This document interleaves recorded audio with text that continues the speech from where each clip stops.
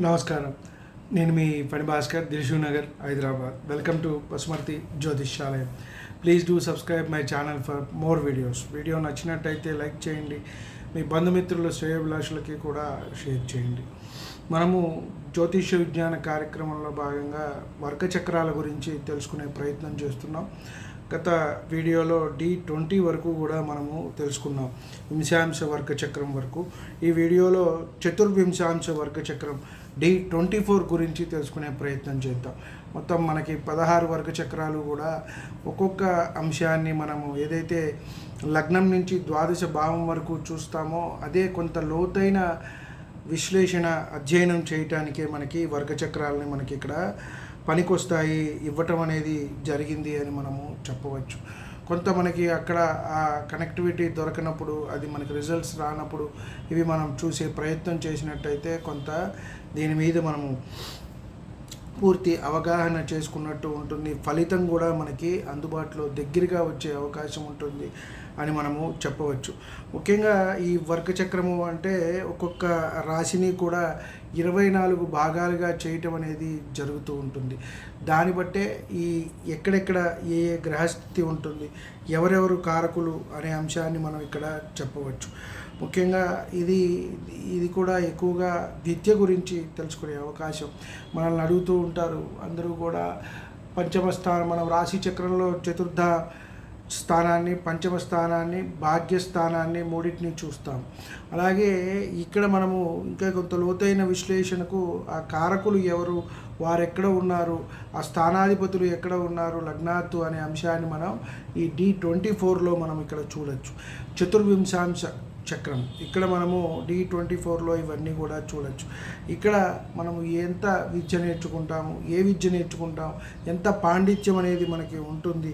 ఎటువంటి విద్య అంటే కొంతమంది డిగ్రీ వరకు కొంత చదువుకుంటారు, పీజీ వరకు చదువుతారు, కొంతమంది PhD స్థాయికి కూడా వెళ్తూ ఉంటారు. కాబట్టి వారి ఈ స్థాయి అనేది ఎక్కడ వరకు ఉంటుంది, ఎలా చదువుకుంటారు, దాన్ని బట్టి ఎటువంటి ఉన్నతమైన స్థానంలో ఉంటారు అనే అంశాన్ని మనం ఇక్కడ చెప్పుకోవచ్చు. అలాగే మనము విద్య గురించి పరిశీలించడానికి కింద చెప్పుకున్నట్టు చతుర్థము, పంచమము, భాగ్యము చూస్తూ ఉంటాం. చతుర్థానికి కారకులు వచ్చేటప్పటికి చంద్రుడు, బుధుడు. అంటే మళ్ళీ భూమికి వాటికి మనకి కుజుడిని కూడా తీసుకుంటాం, కంఫర్ట్స్కి శుక్రుడిని తీసుకుంటాం, ఇట్లా ఉన్నాయి. కాబట్టి ఇక్కడ విద్య గురించే మనము ఎక్కువగా తీసుకుంటాం. పాండిత్యము, విద్య నేర్చుకునేది, జ్ఞానము. కొంతమంది చూస్తూ ఉంటే చాలా చిన్న వయసులోనే ఎంతో జ్ఞానంతో మాట్లాడటము, ఎంతో నేర్చుకోవడం అనేది జరుగుతూ ఉంటుంది. కొంతమంది ఏకసంతాగ్రహులు ఉంటారు, ఇలా వినంగానే అలా పట్టుకుంటారు, చదవంగానే పట్టుకుంటారు. కొంతమంది మందబుద్ధులు ఉంటూ ఉంటారు. మనం ఏమీ చేయటానికి లేదు. ఇదేంటయ్యా అంటే గత జన్మ పూర్వపుణ్య ఫలితాలు మాత్రమే ఈ జన్మలో మనం అనుభవించడానికి జన్మ తీసుకున్నాం. మనది కర్మ సిద్ధాంతము, కర్మదేశము, భారతదేశము. కాబట్టి ఇక్కడ మనం తప్పించుకోవడానికి లేదు. ఈ జన్మలో మనం ఒకవేళ దాన్ని తప్పించుకున్న మరు జన్మలో మనం తప్పకుండా దాన్ని అనుభవించి తీరాల్సిందే. అందుకనే ఆత్మహత్య కూడా చేసుకోవటం అత్యంత పాపం. ఇవన్నీ లేదు అని కొంతమంది తప్పించుకుని పారిపోదామని చూస్తారు. దానివల్ల ఏమవుతుందయ్యా అంటే మరు జన్మ ఎత్తి నువ్వు మరో విధంగా ఆ కర్మని అనుభవించవలసి ఉంటుంది. ఇలా మనము విద్యలో కూడా మనకి ఇక్కడ పరవిద్య, అపరవిద్య అనేవి కూడా 2 రకాలుగా ఉంటాయి. వీటికి అపరవిద్యకు చంద్రుడు కారకుడు, పరవిద్యకు ఇక్కడ రవి కారకుడిగా చెప్తాము. అంటే ఆత్మజ్ఞానం, తనలో తాను రమించిపోవటం, తనలో తెలుసుకోవటం. రమణ మహర్షి లాంటి వారు కొంతమంది ఉంటూ ఉంటారు, మనకి స్వామీజీలు ఇలాంటి వారు తనలో తాను రమించిపోతూ ఉంటారు. కాబట్టి ఎప్పుడైతే తనను తాను తెలుసుకుంటాడో ఎవరైనా, వివేకానందుడు కానివ్వండి, రామకృష్ణ పరమహంసలు కానివ్వండి, ఇలాంటి వారంతా కూడా గొప్ప గొప్ప వారు అలా ఆత్మజ్ఞానాన్ని పొందటం అనేది జరుగుతూ ఉంటుంది. కాబట్టి వారి గురించి కొంత చదువుకున్నా, తెలుసుకున్నా కూడా మనకి అత్యంత మంచిది అని మనము చెప్పవచ్చు. కాబట్టి ఇక్కడ పంచమ భావానికి కారకుడు వచ్చేటప్పటికి గురువు, నవమ భావానికి వచ్చేటప్పటికి గురువు మరియు రవిని కూడా మనం ఇక్కడ తీసుకోవటం జరుగుతుంది. కాబట్టి ఈ కారకులు ఎలా ఉన్నారు, అలాగే లగ్నాత్తు, పంచమాధిపతి, చతుర్థాధిపతి, భాగ్యాధిపతి వారికి ఎక్కడ ఉన్నారు, ఏమేమి ఆధిపత్యాలు వచ్చాయి అనే అంశాన్ని మనము తెలుసుకోవటం కూడా మంచిది. అలాగే చతుర్వింశాంశ వర్గచక్రంలో చతుర్థము, పంచమము, చంద్రుడు, బుధుడు వీరు బలంగా ఉండటం అనేది మంచిది. ఉన్నట్టయితే ఆ వ్యక్తికి విద్యలో ఆటంకం లేకుండా ముందుకు వెళ్ళటం అనేది జరుగుతుంది. లేదంటే కొంత చూడండి ఆ విద్యలో ఆటంకం రావటం, కొంత మానేయటం, కొంత 10th వరకే చదవటం, ఇంటర్ వరకే చదవటం, ఆ తర్వాత కొంత బ్రేక్ రావటం అనేది జరుగుతుంది. 10th, ఇంటర్, డిగ్రీ అయిన తర్వాత కొంత మళ్ళీ తర్వాత చదువుకోవాలని ఇలా వెళ్తూ ఉంటారు. ఇలాంటివన్నీ కూడా వస్తాయి. అలాగే జ్ఞానము, కోరుకున్న విద్యని మనము చదువుకోవటము, తెలివితేటలు, పాండిత్యము ఇవన్నీ కూడా మనము పంచమ భావం నుంచి చూస్తాం. అంటే గురువు ఎలా ఉన్నాడు అనే అంశాన్ని మనం చూడాలి. అంటే రాశి చక్రంలో గురువు, ఈ చతుర్వింశాంశ చక్రంలో కూడా గురువు స్థానాన్ని మనం చూడాలి. అలాగే పంచమ స్థానం బలంగా ఉందా లేదా, అక్కడ ఈ పంచమాధిపతి ఎలా ఉన్నారు, బలంగా ఉన్నారా లేదా, కారకుడు గురువు ఎలా ఉన్నాడా లేదా అనేది. అంటే నిజంగా ఈ వ్యక్తి చదువుకుని దాని మీదే పట్టుబట్టి దాని మీదే పైకి వెళ్తాడా, లేదు ఊరికే ఏదో ఉద్యోగం కోసం చదువుకుని బయటపడుతున్నాడా, ఇవన్నీ కూడా మనకి తెలుస్తూ ఉంటాయి. అలాగే ధర్మము, ఉన్నత విద్య, గురువు దగ్గర విద్య అభ్యసించటము, కొన్ని విద్యలు ఉంటాయి, వేదాధ్యయనం చేస్తూ ఉంటారు, వేద విద్యలు చేస్తూ ఉంటారు.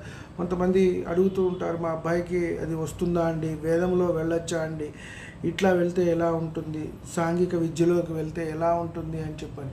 ఇక్కడ మనము ఆ గ్రహస్థితి చూడాలి, పంచమంలో ఎవరున్నారు, పంచమానికి కారకుడు గురువు ఎలా ఉన్నాడు, పంచమంలో ఏ గ్రహాలు ఉన్నాయి. ఉదాహరణకి రాహు ఉన్నట్టయితే కొంత ఇబ్బంది పెడతాడు, శని కేతు కొంత పర్వాలేదు, కానీ రాహు అయితే ఆ విద్యలన్నిటినీ కూడా రానివ్వకుండా దుష్ట విద్యల వైపు మనల్ని ఆకర్షితుల్ని చేస్తూ ఉంటాడు. ఇవన్నీ కూడా మనము చూసుకుంటూ ఉండాలి. అలాగే గురువు ఈ వర్గచక్రంలో, రాశి చక్రంలో కానివ్వండి, ఈ చతుర్వింశాంశ చక్రంలో కానీ ముఖ్యంగా బలంగా ఉన్నట్టయితే మనిషికి ఆ విద్య అనేది వస్తుంది. అలాగే నిజమైన జ్ఞానం పొందుతాడు. ఉన్నత విద్య, పాండిత్యము, జ్ఞానము, అన్ని విషయాల పట్ల కూడా ఆసక్తి అనేది వస్తూ ఉంటుంది. బుధుడు ఈ వర్గచక్రంలో బలంగా ఉంటే వ్యక్తి ఎప్పుడూ కూడా ఎప్పుడెప్పుడు ఎలా ఉండాలి, ఎంత సమన్వయం పాటించాలి, ఎంత పాండిత్యం ప్రదర్శించాలి అనే అంశాలన్నిటినీ కూడా తెలుసుకుంటూ ఉంటాడు. మంచి కమ్యూనికేషన్ స్కిల్స్ ఉంటాయి. మనం చూస్తూ ఉంటారు, కొంతమంది చూడండి భలే మాట్లాడతారా, భలే చక్కగా మాట్లాడతాడు అని అంటూ ఉంటారు కొంతమంది. వారికి ఆ భావం బాగుండబట్టి ఆ చతుర్థాధిపతి అలాగే బుధుడు ఆ కమ్యూనికేషన్ స్కిల్స్, ద్వితీయానికి కూడా మంచి కనెక్షన్ ఉన్నట్టయితే బాగా మాట్లాడతారు. కొంతమంది ప్రవచనకర్తలు ఉంటారు, ఉపన్యాసకులు ఉంటారు, ఒక సబ్జెక్ట్ గురించి ధారాళంగా ఒక అరగంట గంట మాట్లాడుతూ ఉంటారు. కాబట్టి వీటన్నిటికీ కనెక్షన్ ఉంటే వాళ్ళకి బాగుంటుంది అని మనం చెప్పవచ్చు.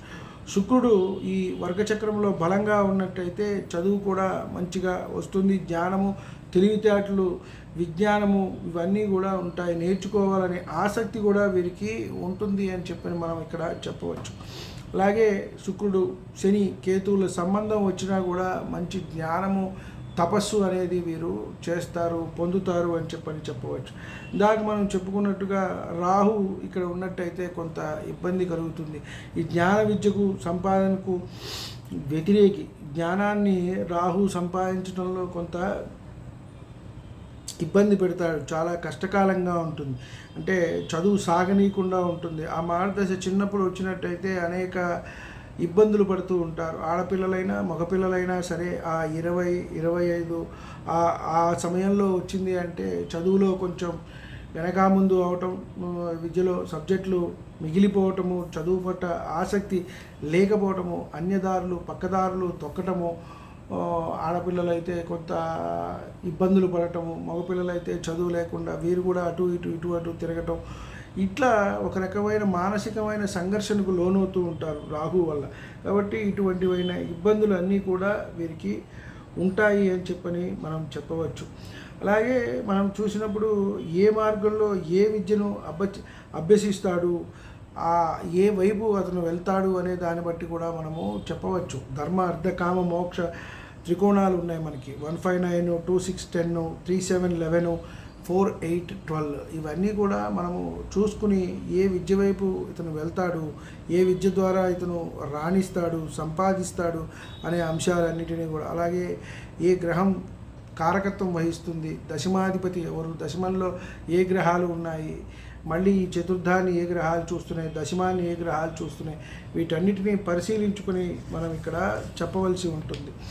మనము ముఖ్యంగా ఈ చతుర్వింశాంశ వర్గచక్రంలో మనము ఏ విద్య మనం నేర్చుకుంటే మంచిది, మనము ఏ ఉద్యోగంలోకి వెళ్తాము, అలాగే జ్ఞానం ఎక్కడ ఎంత పొందుతాము, పాండిత్యము ఎంత పొందుతాము, ఇవన్నీ కూడా ఈ వర్గచక్రంలో తెలుసుకోవచ్చు.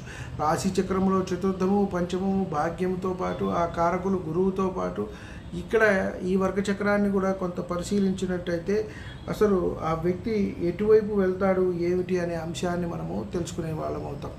సర్వే జన సుఖినో భవంతు. శాంతి శాంతి శాంతి.